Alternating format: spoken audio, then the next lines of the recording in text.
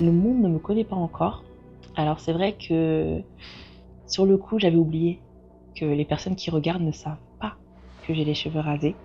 Alors le fait de me pointer avec une perruque, bon, ceux qui me connaissent, ils étaient un petit peu fâchés, ils ont dit mais pourquoi elle a mis une perruque? Et ceux qui ne me connaissent pas, ça a été la surprise après. Et c'est vrai que ce geste-là, Quel est- geste? alors le fait d'avoir Concept nouveau. À l'heure où les réseaux sociaux et plateformes mettent souvent le journaliste et l'invité sur un pied d'égalité, nous avons choisi de prendre une direction opposée. Aujourd'hui, nous croyons que dans certains cas, c'est uniquement l'invité, son histoire, ses anecdotes et ses réflexions qui méritent d'être mises en avant. Nous espérons que vous apprécierez ce nouveau format.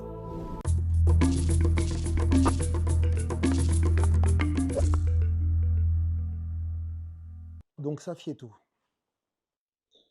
Déjà, merci d'être venu. merci à toi de m'avoir invité. Voilà. Euh, dans cette interview, c'est un peu particulier. Au-delà des... Tu sais qu'on fait les funérailles des tabous, qui est plus un débat. Mhm. Entrée de jeu, c'est plutôt te redéfinir toi, ta vision, ta personne, ton histoire, à travers le jeu. Aujourd'hui, on est sur un jeu de dames. Sur lequel je t'ai battu. Tu m'as battu. Mhm. Mais qui représente aussi pour moi le jeu de dames. Tu m'as parlé tout à l'heure aussi que tu avais les ambitions pas d'une fille, que la Miss, et on va en parler, la Miss, c'était l'ambition d'une femme, d'une dame. Absolument. Euh, Est-ce qu'aujourd'hui, déjà, alors, quel est ton nom? Comment tu t'appelles? Est-ce que tu peux me dire qui tu es?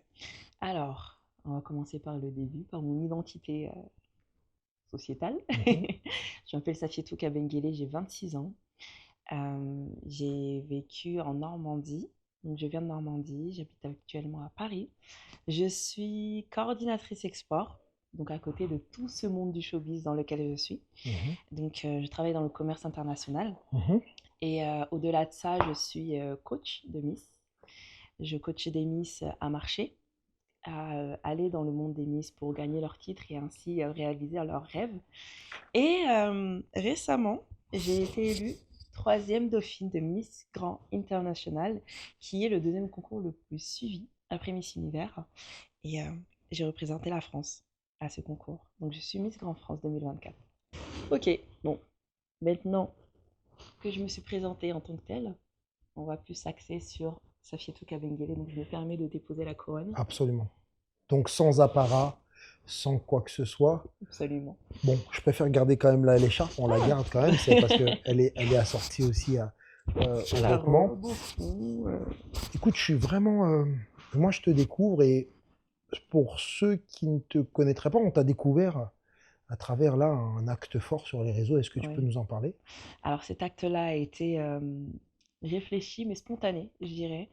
Il a été réfléchi la veille pour le lendemain avec le directeur international, donc Monsieur Nawat. Et c'est vrai que durant mon interview, qui se passe la veille du show, il m'a demandé de venir avec une perruque. Alors, cette information-là, j'aurais très bien pu la prendre en me disant, bon, bah, il veut me voir avec des cheveux, donc je vais garder une perruque pendant tout un show et puis basta. Sauf que je suis quelqu'un de très terre à terre, très authentique et qui tient à son identité. Alors, je me suis dit que ça allait être pour moi une occasion, oui, de montrer qui je suis. Le monde ne me connaît pas encore. Alors, c'est vrai que sur le coup, j'avais oublié que les personnes qui regardent ne savent pas que j'ai les cheveux rasés. Alors le fait de me pointer avec une perruque, bon, ceux qui me connaissent, ils étaient un petit peu fâchés, ils ont dit mais pourquoi elle a mis une perruque? Et ceux qui ne me connaissent pas, ça a été la surprise après. Et c'est vrai que ce geste-là, Quel est- geste? alors le fait d'avoir enlevé la perruque en plein show, je l'ai organisé avec ma collègue qui est El Salvador, donc la Miss qui passe avant moi. Donc on passait à tour de rôle. Et elle a participé du coup à ce coup de maître qu'on a révisé une fois en fait. Même on n'a même pas eu le temps parce que c'était vraiment le jour J. Et c'est vrai que le moment où j'ai enlevé ma perruque, la vague d'énergie que j'ai reçue du public, je m'y attendais pas. Parce que c'est un message que je tenais à faire passer, mais je m'attendais pas à une telle réaction du public. J'avais peur, j'avais cette peur d'être entre la confusion, l'étonnement et un petit peu la frustration de certains du public. Donc je me suis dit fais-le et peut-être explique plus tard si tu dois le faire. Mais j'ai même pas eu besoin d'expliquer. Les gens ont compris le message et aujourd'hui, beaucoup, et je reçois beaucoup de messages de jeunes femmes, de personnes, de tout le monde, me disant que ça a été un geste de bravoure qui vraiment prône cette, comment dirais-je, cette envie d'affirmer son identité et cette envie de casser les codes sociétals qui, voilà, on a eu tendance à grandir dans une société qui nous a poussé à croire que la beauté s'arrêtait à certains critères. Et le fait que j'ai réussi à montrer le contraire, qu'en étant soi-même et en assumant son identité, on pouvait tout autant briller, bah, les gens ont apprécié cet acte-là. Mmh. C'est un acte, tu trouves que c'est militant ou c'est quelque chose de normal pour toi? Alors, pour moi, c'est normal. C'est pour ça que je ne m'attendais pas à un tel engouement. Mais d'un point de vue extérieur, c'est militant. Parce que les gens ont été habitués à quelque chose. Et quand on arrive avec cette fraîcheur, cette envie de s'imposer, cette envie de marquer les esprits et cette envie d'affirmer son identité, c'est très vite tourné au militantisme, c'est ça? Oui. Au militantisme. De ce fait, bah, tout le monde, toutes les personnes qui m'ont suivi ont pris ça pour un geste militant. Et j'ai envie de leur dire, oui, en fait. Maintenant, il va falloir le ramener à la norme. Peut-être que ça a été un coup de maître parce que c'est inédit, mais il va falloir le normaliser. Le fait de s'accepter comme on est et de se présenter au monde comme on est sans rentrer dans les codes. Ouais, en fait, c'est pas forcément un message uniquement pour les afro-descendants, c'est pour Exactement. tous. J'ai l'impression que c'est universel. C'est pour tous. Ça a touché autant la communauté afrodescendante que les queers, que les Français, que les Latinos, que tout le monde. Et ça a été ma plus belle fierté. Le fait d'avoir touché tous les cœurs. Tu as parlé de coup de maître, donc c'était vraiment prévu quand même. C'était prévu sans l'être. C'est vrai que j'y avais pensé à ramener une perruque et faire ça, mais j'étais encore restreinte. Je me suis dit peut-être qu'on va dire que j'en fais trop, peut-être que si, peut-être que ça. Et cette idée-là, je l'avais abandonnée avant même de venir au concours. J'en parlais beaucoup avec mes proches. Je disais oui, peut-être que je devrais venir avec une perruque, venir et faire souvent changer de tête pour montrer que je suis une femme hybride, que je peux être belle avec ou sans perruque. Et au final, j'ai abandonné. Je me suis dit en fait, reste toi-même. Reste toi-même et tu auras peut-être un moment où tu pourras montrer que tu peux être hybride et que tu pourras faire passer ton message. Et quand le directeur international m'a lui-même proposé cette idée, je me suis dit, c'est Dieu, tout simplement. Il m'a Oh. donné l'opportunité de sauter sur l'occasion. Et ça a été organisé avec ma maman parce que à ce moment-là, je n'avais aucune, mais aucune perruque. J'en avais juste une courte que j'avais utilisée pendant une épreuve qui s'appelle Grand Voice. Et sinon, au-delà de ça, celle-ci, vu que je l'avais déjà utilisée, je ne peux pas revenir avec celle-ci. Donc j'ai appelé ma mère qui, elle, au courant de rien, j'ai appelé tout simplement en disant maman, bah, ramène-moi une perruque, je sais pas, une longue, vraiment une absurde qui va pas trop avec ma tête, mais qui passe bien. Comme ça, dès que je la mets, les gens vont peut-être croire que ça fait partie de ma coiffure, mais quand je l'enlèverai, ça va quand même être, ça restera puissant parce que ma tête sera bien rasée en dessous. Donc on m'a trouvé une perruque longue avec une frange qui m'allait bien d'ailleurs. Et à partir de ce moment-là, tout s'est fait comme ça. J'ai pas eu le temps de répéter un milliard de fois. J'ai pas eu le temps de penser à oui, est-ce que ça va plaire, ça va pas plaire. Je l'ai juste fait. J'ai sauté sur l'occasion. Et j'avais que 24 heures parce que ma mère l'a emmené. On en a parlé la veille du show, des préliminaries. Et ma mère m'a emmené la perruque le matin même. Donc 10 heures avant le show. Et merci de nous dire ça. Je pense à toutes ces petites filles, Mhm. effectivement. C'est vrai que tu n'as pas envie de catégoriser, mais il y a, ça a été aussi un message à toutes ces petites filles noires qui, grosso modo, pour certaines, peut-être pas toutes et de moins en moins, je l'espère, Ouais. ne se sentent pas dans les critères, en tout cas dans les critères de J'ai été beauté. ces petites filles-là. J'ai été ces petites filles-là complexées. J'ai été ces petites filles-là qui ne savent pas prendre soin de leurs cheveux, qui souffrent rien que pour les coiffer, qui sont moquées quand une mèche part ou quand une coiffure est mal faite ou alors de travers parce qu'on l'a faite rapidement le matin. J'ai été ces petites filles-là et ce que je vais dire maintenant, c'est un petit peu le message que j'aimerais faire passer à la petite Safietou. Euh, J'aimerais dire à toutes ces petites filles-là qu'il est temps de s'accepter comme on est. Il est temps d'embrasser notre identité capillaire. Il est temps de normaliser le cheveu afro, le cheveu loxé, le cheveu vanillé, enfin le cheveu tout simplement, quelle que soit la texture. Il est temps de l'embrasser, il est temps d'en être fier. Il faut arrêter de toujours vouloir ressembler à ceux qui sont acceptés. Il faut tout simplement se faire accepter comme on est et avec notre identité capillaire.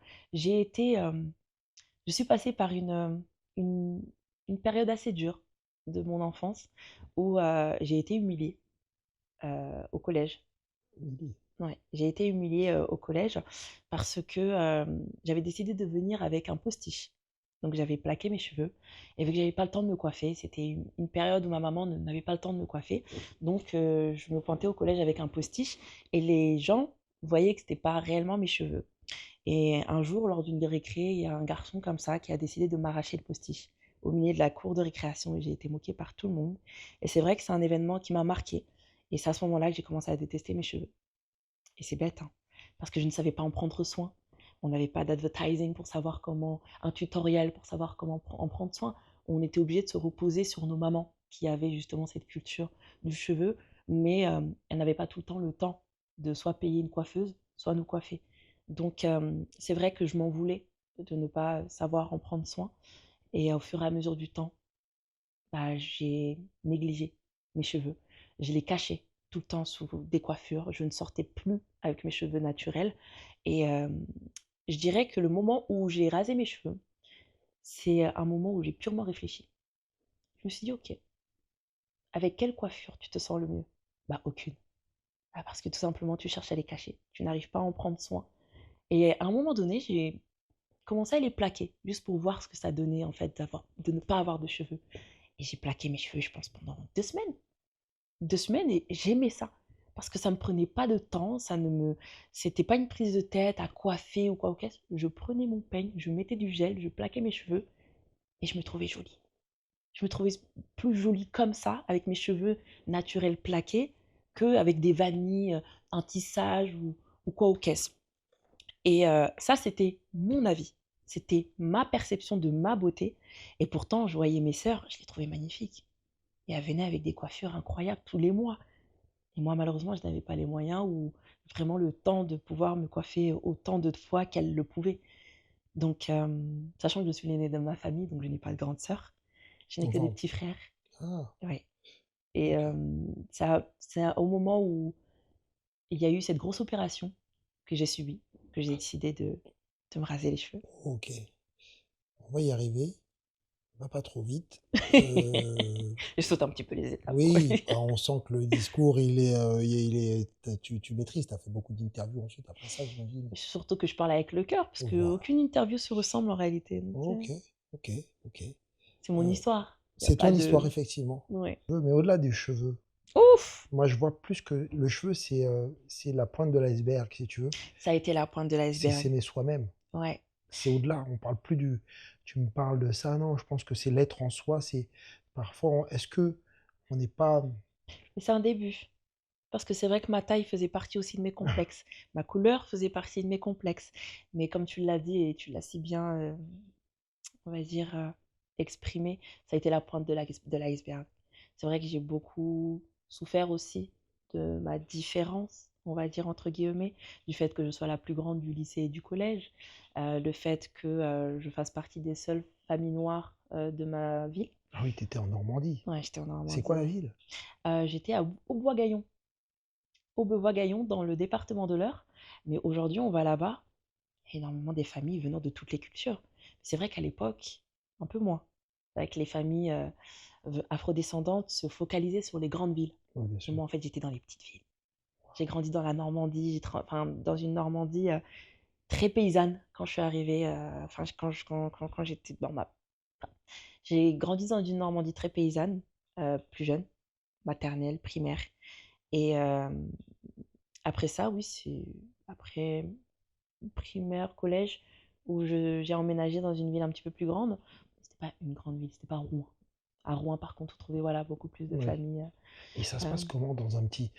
Il y avait. Je crois que c'est Camini qui a fait aussi ce genre de. Qui mhm. parlait de ça dans ses textes, mais qui a fait aussi un film. Euh, Quand on arrive comme ça dans un petit village traditionnellement français, Hmm. on va dire, on est tous français, mais à majorité blanche, Ouais, euh, on a quoi? On a envie de se fondre dans la masse? Eh ben, c'est un peu contradictoire parce que, Dieu merci, ma maman, en fait, je sais pas, elle a réussi à nous inclure au milieu de tous comme ça, de par sa gentillesse, de par son hospitalité, et puis même de par sa façon d'être. Et j'étais pas pointée du doigt, pas du tout. Les petites différences se faisaient bien après, dans la façon qu'ils avaient, je ne sais pas, ils étaient en groupe. Ils étaient en groupe et malgré eux, ils m'excluaient. Hmm. Mais voilà, c'était des jeunes, on était jeunes. Voilà, ils avaient leur petit groupe et c'est vrai qu'il n'y en avait que deux, trois qui me parlaient à l'époque. Et je prenais pas ça comme du racisme à l'époque. Je me disais juste que j'étais pas intéressante. J'avais un manque de confiance en moi énorme. Je me disais que j'étais pas intéressante, que j'avais pas de carte de Diddle ou de Yu-Gi-Oh! Ou de Pokémon. J'avais pas tout ça et j'avais rien à proposer. Donc c'est vrai que j'étais très vite mise à l'écart. Et c'était au fur et à mesure, les familles. Il y avait un ami maghrébin avec qui je restais très souvent, Molk, qui est toujours là d'ailleurs à mes côtés. J'ai eu aussi une amie purement française, Marie, un amour qui venait tout le temps me demander si j'allais bien, qui venait jouer avec moi. Et c'est elle, en fait, qui m'a, on va dire, introduit Hmm. à tous ces jeunes-là. Et voilà, ça s'est fait naturellement. Mais c'est vrai que ça n'a pas toujours été le cas. Ok. Ouais, Comment ton... Alors, dans ta famille, parce que tu me parles beaucoup de ta maman, oui. c'est quoi, cette famille, c'est quoi? Il est où, papa? Le Qui papa, est... il est là. Ouais. Le papa, il est là. C'est vrai que j'ai grandi avec un papa très aimant. Après, voilà, T'es de quelle origine? je suis sénégalaise congolaise. D'accord. Qui est Sénégal? Qui est Congo? Ma maman est sénégale, mon papa est Congo. D'accord. Mon papa est Congo. Et c'est vrai que, voilà, comme malheureusement une majorité, ils ont divorcé. Hmm. Et, mais il est resté toujours dans le coin. C'est vrai que j'ai majoritairement grandi avec ma maman. J'ai vécu avec elle, mais je le voyais les week-ends. Il est toujours là, mon papa. C'est vrai que c'est l'homme de ma vie, je Hmm. dirais. Le J'en héros? parle très peu parce que ça reste quand même mon histoire. J'aime bien le préserver parce que mon histoire est beaucoup plus profonde que ça. Et, mais mon papa est bien là. Monsieur Roger Kabengele est bien là. Il est toujours à mes côtés. C'est mon plus grand supporter. C'est l'homme de ma vie, je dirais. Vraiment. Toujours là à savoir comment je vais.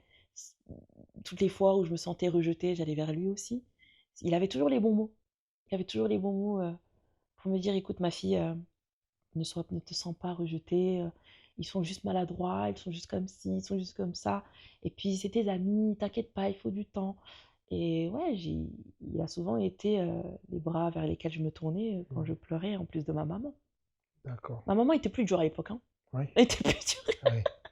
Elle était plus dure. Hein. Maman, elle est toujours, arrête de pleurer, arrête. Enfin, elle était beaucoup dans le, hé, t'es brave. T'es brave, arrête de toujours vouloir t'inclure, arrête de toujours vouloir te coller aux gens. T'es brave, aime-toi comme tu es. Voilà, elle c'est tout Ah droit. ouais. Voilà. Donc j'ai eu un papa très bisounours, très voilà. Ah oui. S'il te plaît, ne t'inquiète pas, laisse le temps, apprends à te connaître, mais essaye de t'inclure. Et ma maman de l'autre côté qui me disait, hé, tu t'en fous des gens. Voilà, tu t'en fous des gens. Tu es bien comme tu es, tu as ta valeur, tu as ta culture, tu es comme tu es. Ne va pas tout le temps chercher à être comme les autres. Ça a été son éducation. Arrête de vouloir être comme les autres. Tu es unique. Et en fait, le fait qu'elle me dise tout le temps, tu es unique, elle disait toujours ça à moi-même et mes petits frères, vous êtes uniques. Personne ne vous ressemble. Vous avez votre histoire, vous avez votre famille, vous avez votre culture. Personne ne vous ressemble. Même votre ADN, Hmm. personne ne l'a. Donc arrêtez de toujours vouloir vous ressembler à n'importe qui. Restez comme vous êtes et surtout, surtout, imposez-vous. Elle était une lionne. Une lionne. On sent que t'as pris d'elle, Ah, hein. encore heureux. J'ai pris de la tendresse de mon papa et du côté très rentre-dedans de ma maman. Côté très ferme, très leaduse, très affirmée de ma maman. Mais un côté très, comment dirais-je, mon papa est très axé sur les émotions. Il est très axé sur les émotions, sur comment la personne se sent en face. Il n'aime pas blesser. Il Hmm. n'aime pas blesser. Donc, c'est vrai que C'est un mélange des deux. Je suis juste un mélange explosif des deux. Après, c'est juste une analyse, hein, mais j'ai l'impression que le papa, il a plus pris une partie, entre guillemets, on peut dire, féminine, Mhm. et la maman a voulu rester très dure, très masculine, en disant, je vais tenir la baraque, et il y a ce mélange qui est, Exact. peu importe que c'est l'équilibre des deux, en fait. Mhm, exactement. Franchement, dans le foyer, l'équilibre était bien. J'ai bien grandi. Moi, franchement, quand ils vivaient ensemble, j'ai très bien grandi avec les deux. Et c'est vrai que ma maman, bon, bah, quand on a grandi avec elle, quand elle s'est retrouvée seule, euh, elle a été obligée, en fait. Elle a été contrainte d'avoir ce côté et masculin et Le féminin. féminin. C'est-à-dire ce côté très dur de l'homme et ce côté très maman poule. Parce que ma maman, et justement, on lui reprochait ça. On l'a toujours reproché ça d'ailleurs. On lui reprochait d'être une maman poule, d'être très dure avec nous, mais d'être une maman poule. Toujours à savoir comment on va, dès qu'on a ne serait-ce un petit bouton sur le front, et prendre soin de nous, être tout le temps être très tactile, ma maman, vraiment. Et même aujourd'hui, c'est ma meilleure amie. Ah, on s'appelle 40 fois par jour, elle connaît toute ma vie, c'est ma meilleure conseillère, parce que j'ai grandi à ses côtés. C'est de elle que j'ai pris ce côté très leaduse, très, comment dirais-je, je dirais pas féroce, mais je sais ce que je veux. Et ça n'a pas toujours été le cas. Mm. Je dirais dans la majeure partie de mon existence, j'ai toujours été très émotive. Je comprenais pas, je m'accablais sur mon sort. Je me demandais pourquoi ci, pourquoi ça, pourquoi on m'acceptait pas, pourquoi j'étais mise de côté, etc. Et c'est vrai que ma maman, au fur et à mesure du temps, plus je grandissais, plus je m'approchais en fait du monde du travail, du vrai monde auquel j'allais être confrontée, et plus elle me préparait. Plus vraiment, c'était plus une option en fait de, de rester comme ça. Vous êtes combien d'enfants? On est trois, 3. ouais. 2 petits frères. 2 petits frères et moi l'aînée. Donc je tiens aussi ce côté masculin, parce que j'ai dû être un grand frère et une grande L'exemple. sœur. L'exemple. Exactement. Donc j'ai dû être assez dure avec mes petits frères aussi. Et d'où mon côté très masculin, je dirais. J'ai une énergie très masculine que je travaille encore aujourd'hui, d'ailleurs, mais qui a pris beaucoup de place dans mon existence, vraiment. Et ça vient de mon histoire, tout simplement. Ah oui, d'accord. À partir du quand sa fille et tout, elle, elle prend conscience qu'elle est en train de grandir, qu'elle est en train de devenir. Bah, c'est à partir de 14 ans, normalement. On devient. Ouf, moi c'était bien plus tard, hein. Ah ouais? Ah Qu'on oui, devient femme, qu'on grandit. au-delà de l'aspect physique, je me suis rendu compte que j'étais une femme à part entière euh, quand j'ai dû me prendre en charge. À mes 18 ans, ma maman a décidé de me mettre face à la vie, quitter son rôle de maman poule. Et elle m'a dit, écoute ma chérie, je vais être là, hein, mais je vais arrêter de te payer ci, je vais arrêter de te payer ça, je vais arrêter de voilà, d'être derrière toi et de te mettre dans ce petit nuage bien confortable durant lequel tu as grandi. Place à la vie maintenant. Donc grâce à elle, j'ai été très vite confrontée à la vie et j'ai très vite appris. C'est-à-dire qu'à ce moment-là, on est confronté au jugement des gens. Parce que au-delà de ça, ma maman à la maison, elle me rassurer tout le temps. Mon style, on s'en fout. La façon dont je suis, on s'en fout. Tu es bien comme tu es. Mais à l'extérieur, on est confronté au jugement. Donc c'est vrai que je faisais beaucoup plus attention au regard des gens. Je faisais beaucoup plus attention à ce qu'on pensait de moi. Je faisais beaucoup plus attention aussi à ce que mon entourage pensait. Et tout ça, bah, c'est dans ce cercle-là qu'on se forge un style, une façon d'être, une façon de voir les choses. Bien sûr. C'est dans le cercle qu'on a. Donc on apprend à se connaître, on apprend à embrasser notre identité. Mais au départ, mon identité a été faussée parce que je me suis inspirée de mon environnement et de mon entourage pour définir qui je suis au lieu de me concentrer sur qui je suis réellement. Ouais. C'est la raison pour laquelle je dis que c'est venu bien après. J'ai appris à me connaître après mon opération, c'est-à-dire j'ai eu à 19 ans, le temps de me relever, etc. J'ai commencé à apprendre à me connaître à mes 21 ans. Donc c'est très tard. Et c'est vrai qu'on se prend beaucoup de claques quand on se rend compte qu'en fait, bah, t'es hypersensible, bah, t'es émotive, bah, en fait, t'es pas si lionne que tu penses l'être. Bah, en fait, t'aimes pas ce que tu portes, t'aimes pas ton style. qui es-tu au final? Et on passe dans cette phase psychologique où on se met face à soi-même et c'est tellement dur. Mais avant ça, ça fait tout. Tu rencontres des petits copains, non? Oui, Qui te montrent que tu es belle, que tu es attirante. Ou c'est la femme objet, la fille objet. non, pas vraiment en fait. J'ai été très innocente. Ma maman m'a toujours, encore une fois, ma maman, mais tout vient d'elle, Non, hein. mais c'est important. Ma maman m'a toujours éduquée de façon à ce que je prenne soin des autres, prendre soin de son entourage. Elle est maman poule. Je la vois au milieu de la famille. Elle s'occupe de tout le monde, même ses grands frères et ses grandes sœurs, alors que c'est la petite dernière. Et bah, malheureusement, j'ai développé un syndrome du sauveur dans mes relations, où quel que soit le profil de l'homme que j'avais en face de moi, j'investissais sur lui. Et bah, j'ai pas eu le temps d'être complimentée ou quoi au caisse, parce que je m'en foutais des compliments. Je voulais juste le voir heureux. Et ça a été mon gros problème. Toujours vouloir le meilleur pour mon partenaire, en oubliant mon bonheur. Et c'est vrai que à leurs yeux, je me contentais juste d'être une bonne femme. Donc, en étant toujours là, aux côtés de mon bien-aimé, j'en ai eu très peu parce que j'ai fait des années, je fais toujours des années. Quand je m'accroche à quelqu'un, voilà, j'investis, je lâche pas. Et voilà, donc c'est vrai que cette question, elle est un peu délicate parce que je ne saurais même pas dire oui. Je ne saurais même pas dire oui, c'est bien beau, hein. Il me disait très souvent oui, t'es très jolie. Mais c'était pendant la phase où je me cherchais. Donc je n'arrivais pas à Tu accepter les l'entendais compliments. pas. Je ne l'entendais pas du tout. Et moi, je ne m'aimais pas encore. Je ne m'aimais pas encore. Donc le fait qu'on me dise, mais t'es super belle, t'es magnifique, t'es une femme extraordinaire, t'es comme ci, t'es comme ça rentrait, ça sortait. Parce que pour moi, il faisait connaissance avec une femme qui allait bientôt disparaître.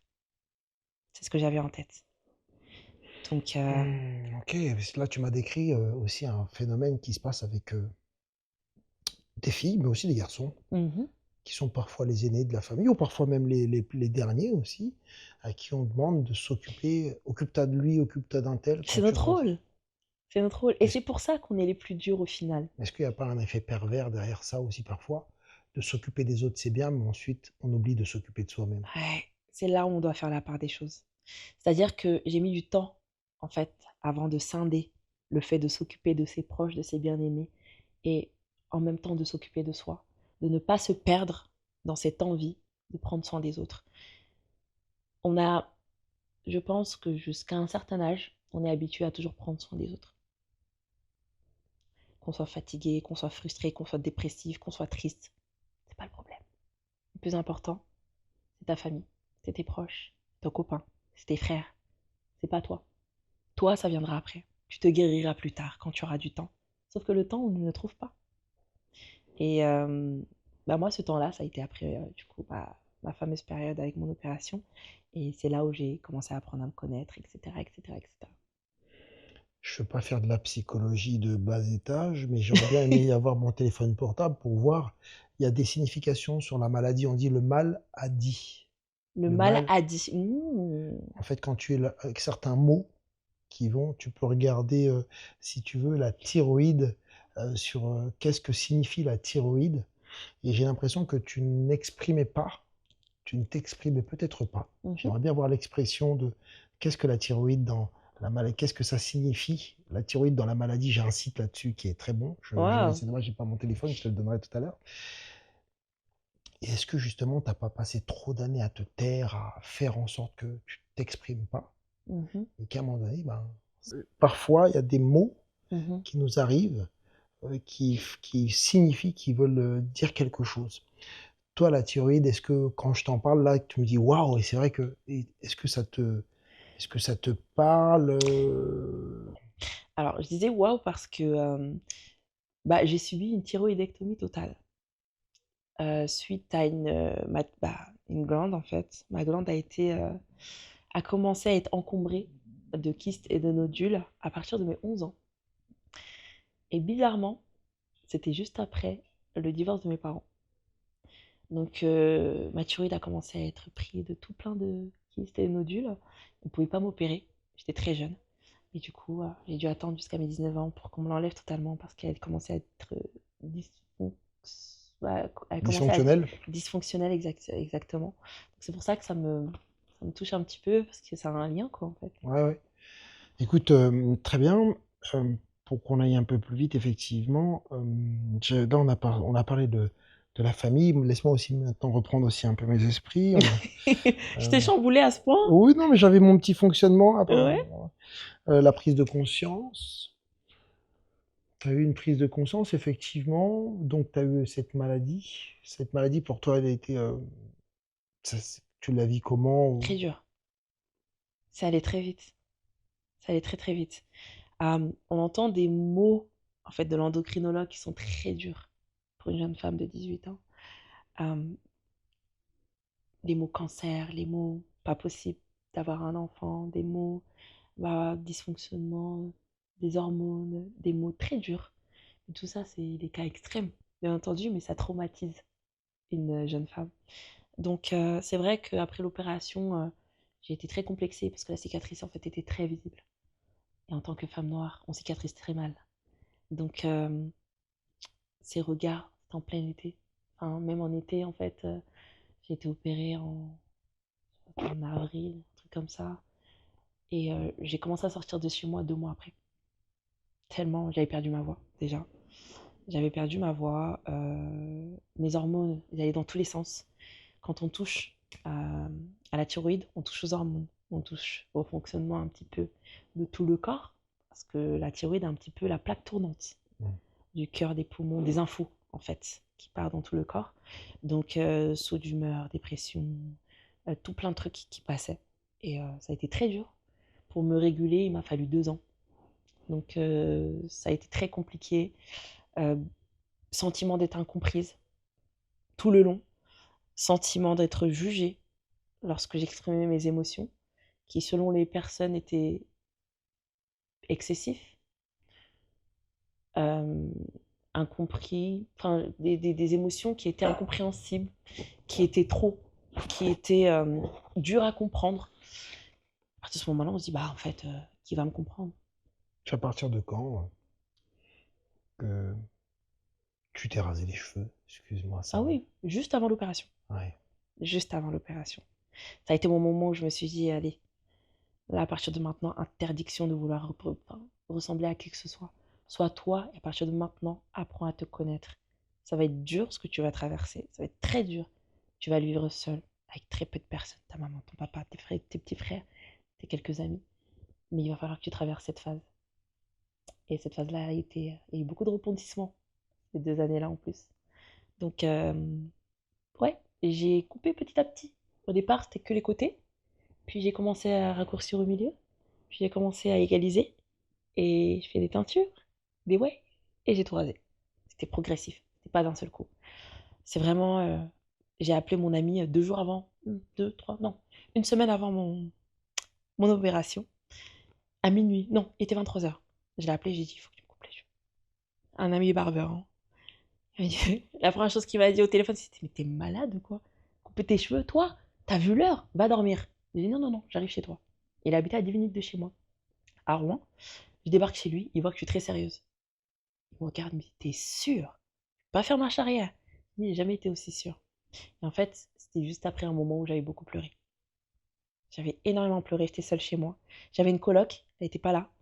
J'avais énormément pleuré, j'avais craqué. Et je m'étais dit, il faut que je fasse quelque chose pour moi, pour une fois. Et c'était un plaisir. Et le lendemain, quand je suis partie à mon établissement, à mon BTS, je fais aucune honte. J'étais trop fière. Ah, Aucune honte. J'étais super fière de montrer ma nouvelle coupe. Je me suis rasé les cheveux, c'est moi. Et il y a eu différentes réactions. Mais la première, celle qui prônait, c'était bravo, t'as été audacieuse. T'as été audacieuse, ça te va bien. On voit tes traits du visage, on voit, t'es plus lumineuse.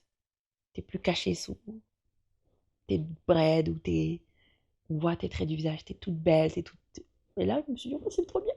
J'ai commencé à m'y plaire et j'ai commencé à raser petit à petit. Et c'était surtout une question de confort aussi. Le matin, je me levais, pas grand-chose à faire. Hmm. Et voilà, c'est plus confortable.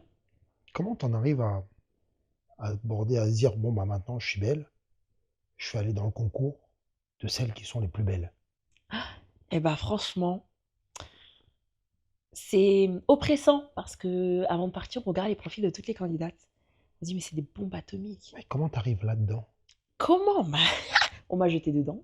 T'as Mes commencé par proches. quel concours? Par le Miss France, Alors, j'ai j'imagine? commencé par Miss, Miss France. ou Miss de ta région, Miss de j'imagine. ma région pour Miss France. Ouais, j'ai commencé par Miss Normandie. Ouais. Mes proches m'ont jeté dans les concours de beauté après l'élection de Amandine Petit, qui a été Miss Normandie et qui est devenue Miss France. Et voilà, la première chose qu'ils ont dit, c'est pourquoi elle a réussi à être Miss France et pas toi. Donc va te présenter et montre aussi aux Français que la Normandie est cosmopolite. Donc moi, pour moi, c'était un défi, rien d'autre. Je sortais à peine de mon masculine era, donc je me suis dit, bon, allez, j'avais aucune conviction. J'y allais en tant que moi. Donc j'y suis allée, j'ai fait le casting, j'ai fait l'aventure. C'est assez compliqué, psychologiquement, parce que je ne m'y retrouvais pas. Je ne m'y retrouvais pas du tout. J'essayais, ça ne me correspondait pas. J'étais frustrée, je ne pouvais pas être moi-même. Il fallait qu'on reste dans un cadre pour pouvoir plaire au public, pour pouvoir plaire au jury. Donc ça m'agaçait, ça me frustrait. Mais, première participation, j'ai fini deuxième dauphine. La deuxième participation, je me suis dit, ça fait tout, vas-y. Là, tu donnes tout. Tu te prépares à fond. Communauté, communication, préparation, catwalk, show, élocution, tout ce que tu veux. Vas-y. Donc je me suis préparée à fond, communauté à fond. Les Français étaient super contents que je revienne. Ils avaient accroché à ma personnalité, à qui j'étais, à ma joie de vivre. Mais j'étais encore bridée. J'étais pas encore moi-même. Je pouvais pas montrer la vraie Saf. Parce que la vraie Saf allait paraître diva. Et on me traitait déjà de diva alors que je ne montrais rien du tout. Juste parce que j'osais parler. J'osais m'imposer. J'osais dire non quand ça ne me plaisait pas. Euh, je me suis dit, reste encore dans le cadre. Juste pour remporter le titre. Et tu te montreras après. Première dauphine. Là, la frustration était générale. À ma grande surprise, parce que tout le monde voulait vraiment me voir sur la scène de Miss France. Enfin, un profil atypique, un profil qui représente l'air du temps, une femme moderne, une femme qui s'assume, crâne rasé, grande, noire et belle. Enfin, ça aurait changé. Première dauphine. Donc, à partir de ce moment-là, j'ai annoncé à la communauté que j'ai fait ce que j'avais à faire, même en me donnant à 1000%. Ça n'a pas suffi. Tu Donc, sentais un plafond de verre, une limite, ça dépend dans quel sens. du racisme? C'est dur d'utiliser ce mot-là, hein. Mais les faits dans les backgrounds étaient là. Mais je ne pourrais pas dire ça de la production Miss France parce que j'ai été encouragée par eux qui avaient un petit goût amer parce qu'ils s'attendaient à me voir passer aussi. J'ai eu quelques petits mots de Frédéric Gilbert sur scène qui m'a dit franchement, t'es une candidate extra. J'aimerais beaucoup te revoir. J'aurais voulu que tu passes ce soir. Mais s'il te plaît, représente-toi en Île-de-France. J'ai dit pourquoi en Île-de-France? Bah parce que là-bas, justement, c'est plus cosmopolite. Tu serais passé là-bas. Là, j'ai compris. Je me suis dit, et je leur ai dit non, je ne peux pas me permettre de me représenter 1 milliard de fois. Comme je l'ai dit, le monde des Miss, c'est juste un objectif que je voulais atteindre. Je vois que potentiellement, je n'ai pas ma place, alors je vais m'arrêter là. J'ai beaucoup appris. Je suis très reconnaissante parce que franchement, j'ai eu une expérience de dingue. Le comité m'a offert une aventure, une expérience de fou. On est traités comme des reines et c'était un mini Miss France quand même avec le comité Normandie. Donc, j'étais très reconnaissante et c'est à ce moment-là que j'ai commencé à prendre vraiment euh, une certaine assurance. J'ai commencé à apprendre à me connaître, à apprendre à... comment dirais-je? J'ai commencé à façonner la façon dont je voulais que les gens me voient. Voilà, c'est très technique, mais ça m'a permis en fait de m'entraîner sur la façon que je voulais de me présenter au grand public. Euh, Après cette expérience-là, j'ai décidé de quitter le monde des Miss. La plus grande déception de la communauté qui s'était attachée à ma personne, mais c'était pour mon bien. Je voulais vraiment prendre du recul parce que ça demande énormément d'énergie mentale d'être dans le monde des Miss. On est jugé constamment sur les réseaux, dehors, quoi qu'on fasse. On est fatigué mentalement. Et j'avais besoin de faire un break. Même pas un break, j'avais décidé de quitter tout court. Pourtant, ta maman t'a toujours dit, Arrête de t'occuper du jugement des autres, avance. Exactement. Et elle a été, mais c'est limite, elle m'a engueulée, hein, à la fin. C'est limite, elle m'a engueulée. T'as vu, c'est toi qui voulais faire ça aussi. Je te l'ai dit. Patati patata. Parce qu'elle me voyait pleurer. Elle me voyait pleurer, elle me voyait ne pas comprendre pourquoi les gens me jugeaient alors qu'ils ne me connaissaient pas. À me dire que j'étais trop diva parce que je m'imposais. À dire, à me prendre des remarques du type, s'il te plaît, calme un petit peu ton énergie parce que tu prends trop de place dans le groupe. C'était assez dur à accepter. Donc c'est vrai qu'à la fin, elle m'avait dit, tu vois, je t'avais dit de ne pas refaire. Voilà, ça allait juste pomper ton énergie. Même quand tu donnes beaucoup d'énergie, ça ne suffit pas. Reste comme tu es, suffis-toi à toi-même. T'as rien à prouver aux gens, va tout droit. T'as d'autres projets, t'as ta carrière, vas-y quoi.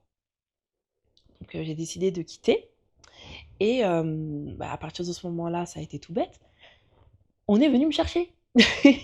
La communauté elle-même, donc les personnes qui m'ont suivi m'ont dit mais tu peux pas quitter le monde des... tu peux pas nous laisser comme ça en fait. Donc apprends-nous à être comme toi. Quelle communauté? Toutes les futures candidates qui allaient se présenter à Miss France. Elles sont venues vers moi en me disant bah, on veut avoir ton catwalk. On veut avoir ton aisance scénique. C'est quoi un catwalk? Un catwalk, c'est la façon de marcher sur scène en tant que Miss, en tant que modèle mannequin. Il y a une façon de marcher. On ne marche pas dans la rue comme on marche sur un podium. Donc c'est tout un art et on m'a envoyé tellement de messages, j'y croyais pas. Je me suis dit, elle se moque de moi. Je suis dauphine, je suis pas Miss. J'ai aucune légitimité à coacher qui que ce soit. Mais non, ça y allait, ça y allait, ça y allait. Non, fais une masterclass, tu verras, on viendra. Première masterclass, 10 personnes. Deuxième, troisième, 15, 20, 30. 30, c'était le maximum que je pouvais accueillir. Mais j'ai fait au moins 8 masterclass sur l'année 2022. 3, j'en ai fait 6 et j'en ai fait 2 en 2024, avant de me présenter à Miss Grand France. Et c'est là où j'ai vu à quel point ma façon d'apprendre et l'expérience que j'avais eue grâce à Miss France m'aidait à accompagner toutes ces femmes à s'accepter et surtout à se présenter à ce concours comme elles sont. Donc ça a été ma plus belle victoire aussi, le fait de devenir leur coach, mais pas seulement leur coach, leur grande sœur. Cette grande sœur que j'aurais voulu avoir pendant mon aventure Miss France, mon aventure Miss Normandie plutôt. C'est vraiment avec du recul où je me suis dit, si j'avais eu cette femme qui m'aurait accompagnée psychologiquement et même au niveau des performances, je pense que j'aurais été préservée de beaucoup de blessures que ces remarques et jugements m'ont fait. Oui, parce que on voit beaucoup ces concours, on voit celles qui gagnent, on voit les paillettes, mais on voit pas toutes celles qui sont pas prises, Pas déçues, prise, déçue. jugées. Exactement. Et ça doit être très dur. C'est très très dur. Mais on se relève, on est obligé de se relever.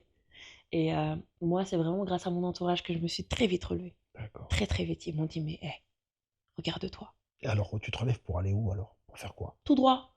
Alors, je me suis relevée à la base, moi, pour vivre ma vie normale, ma vie de SAF, ma vie qui veut juste être une femme ambitieuse, à penser à l'avenir, à commencer à mettre un business en place, à vivre sa petite histoire d'amour, à vivre pleinement des moments avec sa famille et pas seulement concentré dans les concours, à investir, à calculer ses moindres faits et gestes. Non, j'avais quitté pour vivre ma vie, tout simplement. Et ce petit moment-là m'a permis de me redécouvrir encore plus. Mais avec ce monde-là, qui au final m'avait plu avec du recul. Donc je voulais le reconvertir en avantage et en compétences à transmettre. Donc c'est après que cette même communauté est revenue m'attraper par le callback en disant mais tu te fous de nous, toi tu as la capacité de coacher des Miss qui se classent et voire même qui deviennent Miss France, parce que du coup j'ai coaché la promo Nord-Pas-de-Calais où il y avait Eve Gill qui est devenue Miss France après et ils m'ont attrapé par le callback, ils m'ont dit, mais tu te fous. Là, tu vas pas nous dire que tu as la capacité de coacher des filles qui, elles, réussissent, et toi, tu vas pas réussir.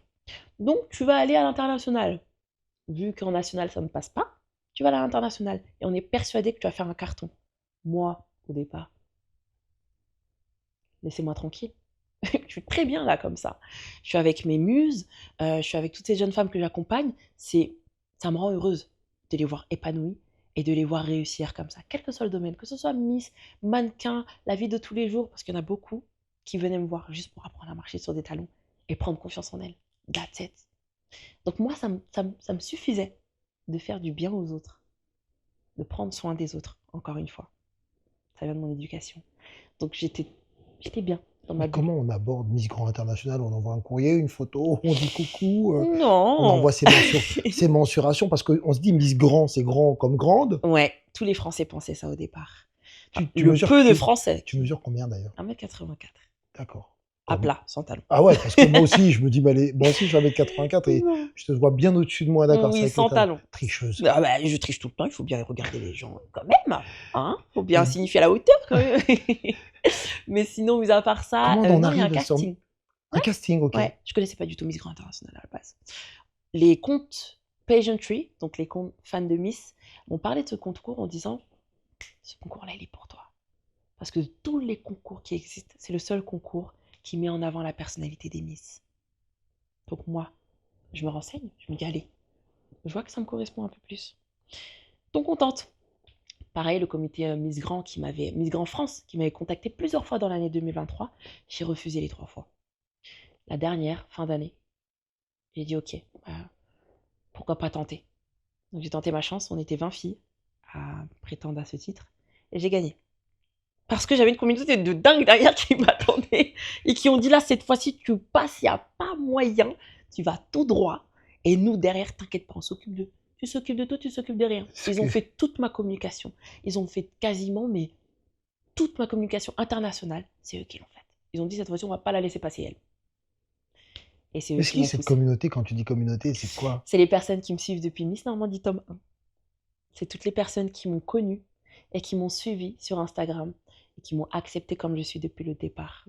Et au cours des années, toutes ces personnes qui sont montées dans le wagon et qui m'ont encouragée à être moi-même, à montrer plus de ma personnalité, à m'accompagner, voire même à investir sur moi en participant à différentes cagnottes qui m'ont permis de me préparer pour partir à l'international.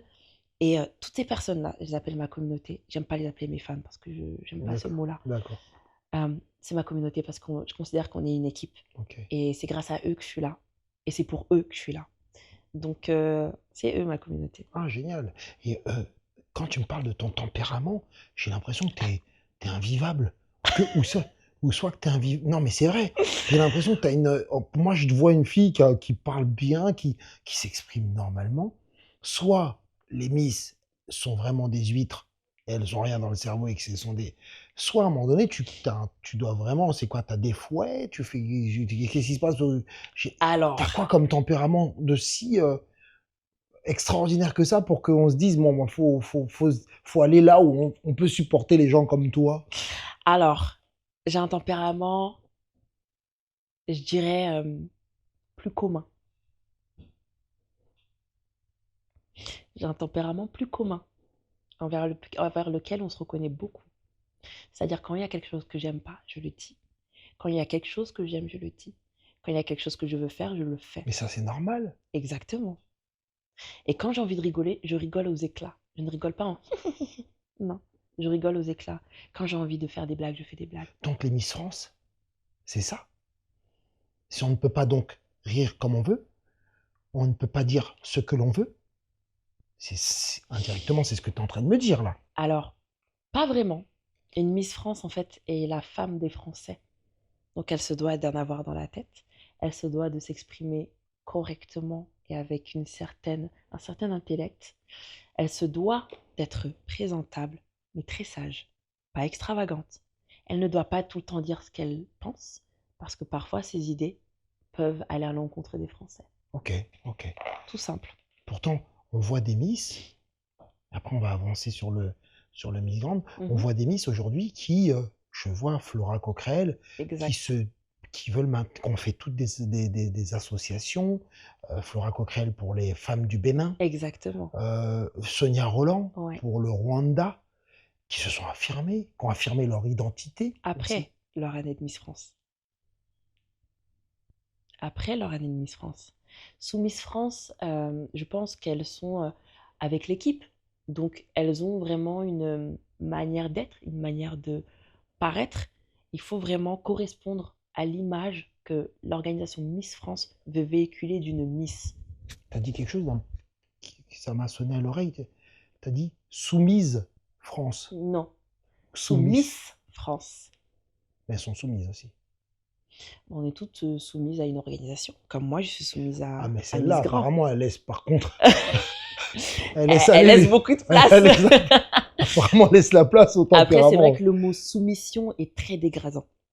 Le mot soumission est très dégradant Bah, mais parce que ça veut dire t'es en train de me décrire des espèces de rouleaux compresseurs de tempérament, de personnalité. plus de tempérament. On rend les choses lisses.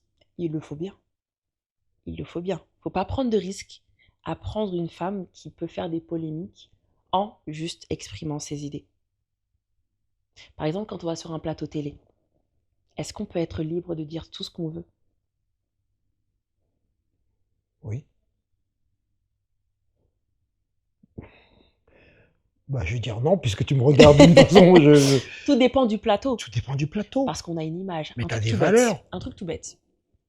Une jeune Miss qui représente l'élégance, qui représente la sagesse, qui représente la bienveillance. Est-ce qu'elle va s'amuser à parler de drogue? Tu prends les extrêmes. Ah non, Ça, c'est un sujet comme un autre. Vrai ou faux? Ouais, elle pourrait en parler en disant non, il faut dire non à la drogue. Est-ce qu'elle peut se placer sur la politique? Ça, c'est très compliqué de se placer sur la politique. Ah, En public, c'est très compliqué. c'est très compliqué. Pour tous. C'est des sujets. C'est des sujets. Et toi, avec Miss Grande, donc tu peux parler de tout. Tu y vas. Le Congo, Moi, je peux on y parler. va pour. Bah, comment dirais-je? La mission de Miss Grand est de mettre en avant et de mettre la lumière sur les injustices qui se passent dans le monde. Donc on parle de guerre, on parle de disparité, on parle de famine, on parle de ce qui se passe dans le monde et on en parle sur scène. On en parle sur scène là où il y a des millions de personnes qui nous regardent. Tu me définissais aussi Miss Grande. Ça veut dire quoi, grande? Grande, c'est comme l'univers. L'univers représente vraiment le fait que c'est la Miss de toute la galaxie, on va dire. Miss Grande, les Français disent grande, mais c'est Miss Grand, Ouais. comme grandiose, comme immense, comme voilà, qui prend de la place. Grand, c'est ce terme-là. C'est un peu le synonyme de grandiose. Et pas du tout par rapport à la taille, parce qu'il y a des filles qui ont participé à Miss Grand qui faisaient 1m68, 1m65. Bien sûr. Il y a ouais. pas de... Elles Là-bas, ont il n'y a dû- pas de critères de taille. Elles ont dû mettre des échasses pour défiler. Ah oui. Par contre, les talons, bah oui, parce que quand on se retrouve au milieu de femmes qui font des mètres 80 avec des talons en plus de 15 cm, bah t'as pas envie d'être à plat, quoi. Ouais. T'as envie de te sentir aussi élancée. Donc non, et c'est pas pour autant qu'elle paraissait petite. Non, il y a une façon de se tenir, il y a une posture à avoir, il y a un port de tête à avoir qui Ok. donne cet effet élancé. Talon, pas talon. À plat ou sur des talons, à partir du moment où on a un bon port de tête, Là, on va arriver vers la fin. Aujourd'hui, Safietou, elle représente quoi, d'après toi? Safietou, oui, c'est celle qui souhaite représenter cette génération, qui ne souhaite pas rentrer dans les codes sociétaux. Et c'est aussi une oreille pour tous, pour les anciennes générations comme les nouvelles. C'est une femme sensible à ce qui se passe dans le monde. C'est une femme qui aime la joie de vivre, qui aime voir les gens heureux, qui aime surtout procurer du sourire et des good vibes à toutes les personnes qu'elle croise. Donc je dirais que je suis une ambassadrice plutôt hybride qui peut totalement être sur les fronts sérieux que sur les fronts extravagants, funny, etc. Je suis tout simplement la femme d'aujourd'hui. Safietou, aujourd'hui, elle connaît l'amour. Joker. Alors, non. Et au-delà de qu'elle connaisse ou pas l'amour, est-ce qu'elle s'occupe toujours des autres, Toujours. Ça fait partie de moi. tout en s'occupant d'elle maintenant? Oui, beaucoup plus d'elle. La Safietou d'aujourd'hui s'occupe davantage d'elle.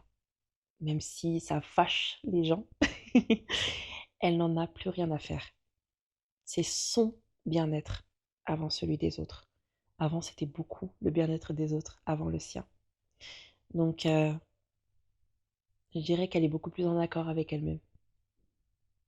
Et elle souhaite que toutes les personnes qu'elle rencontre soient en accord avec elle-même aussi.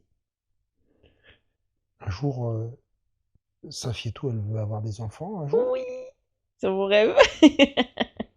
Je veux avoir des enfants surtout pour, à mon tour, pouvoir prendre soin de mes petites progénitures et leur inculquer une éducation beaucoup plus axée sur la santé mentale. Les familles africaines, on n'est pas sur ça. On est très dur. Et j'aimerais beaucoup avoir mes mini-mois pour qu'elles soient fières de leur maman. Que je puisse Elle, leur... elle, Elle, oui. Il, elle, yel. J'en sais rien. Elle, c'est la première chose qui me soit venue en tête de tout ça en signe. Mais il ou elle soient fiers de leur maman, que je puisse leur raconter mon histoire et que je puisse leur dire, vous avez vu maman tout ce qu'elle a fait, c'est à votre tour. Vous n'avez aucun prétexte ou aucune excuse pour venir et me dire, maman, je ne m'aime pas. Dans cette maison, vous allez vous aimer et vous allez vous imposer au monde. Donc j'ai juste hâte d'avoir mes mini-mois pour, je dirais, enfin pouvoir exploiter ce caractère maman poule ou alors ce caractère très hypersensible de ma personne.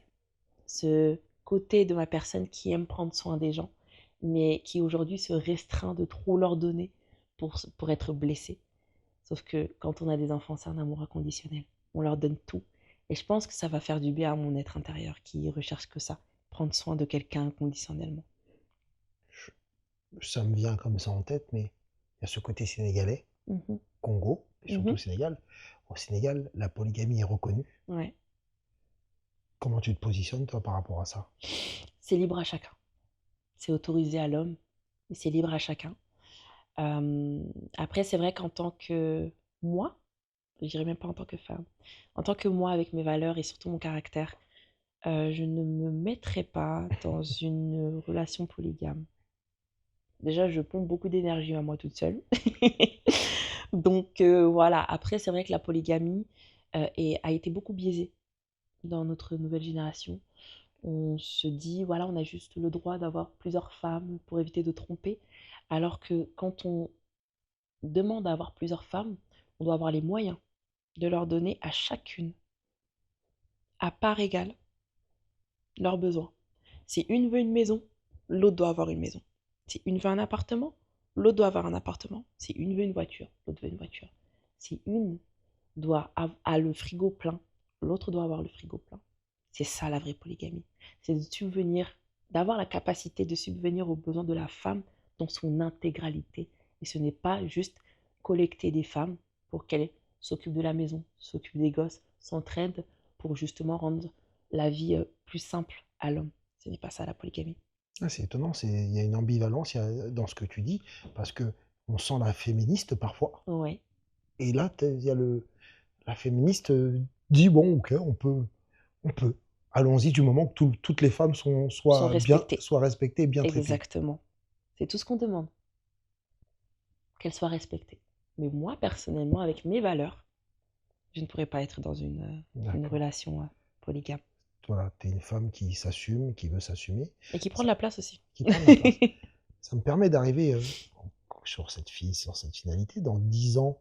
Où est-ce que je me vois? Bah ouais, Je me vois comme l'une des femmes les plus influentes au monde. De par juste son histoire, son expérience, sa façon qu'elle a de véhiculer les messages et surtout comment dire, sa proximité avec le peuple du monde, je dirais. Je ne suis pas restreinte qu'à un seul territoire. Voilà. si t'avais une cause à défendre, Je ne peux pas avoir une cause à défendre. Je peux pas. C'est-à-dire que en si, tant on que... te, si une association s'approchait de toi, t'aimerais que ça soit dans quel domaine? les maladies mentales qu'on auxquelles on ne porte pas beaucoup d'attention. Les maladies physiques et les handicaps physiques, on y porte beaucoup d'attention parce que ça se voit. Alors que les plus destructeurs, c'est les maladies, enfin, je ne dirais pas les plus destructeurs, mais ils sont tout aussi destructeurs. Les maladies qui sont tout aussi destructeurs aux maladies et handicaps physiques sont les maladies et handicaps mentaux. On sent que ça te touche, ça. Ça me touche beaucoup parce que mon petit frère est autiste. Et c'est vrai que c'est compliqué de voir le chemin qu'on doit parcourir juste pour qu'il soit pris en charge. Aujourd'hui, Dieu merci, parce qu'on s'est battu corps et âme avec ma mère et mon père pour qu'il ait ses rendez-vous d'orthophoniste, pour qu'il ait ses cours de judo, pour qu'il soit inclus, pour on le mette à l'épreuve, on l'accompagne dans la vie de tous les jours. Aujourd'hui, mon petit frère, on le voit, impossible qu'on dise il est autiste. Indépendant, il a sa voiture, son permis, son travail, il est inclus. Mais malheureusement, voilà, il y a des petits côtés qui se travaillent aussi sur sa façon de s'exprimer. Il a aussi peur de déranger. Il a aussi peur parfois d'aller vers les gens, en tout cas dans le monde du travail. Et ça reste quelque chose sur lequel on travaille. Mais c'est un sacrifice qu'on fait aussi sur notre temps et sur l'envie qu'on a d'accompagner cette personne. Malheureusement, beaucoup d'handicapés mentaux sont abandonnés parce que c'est très dur à gérer. C'est très dur de gérer des crises.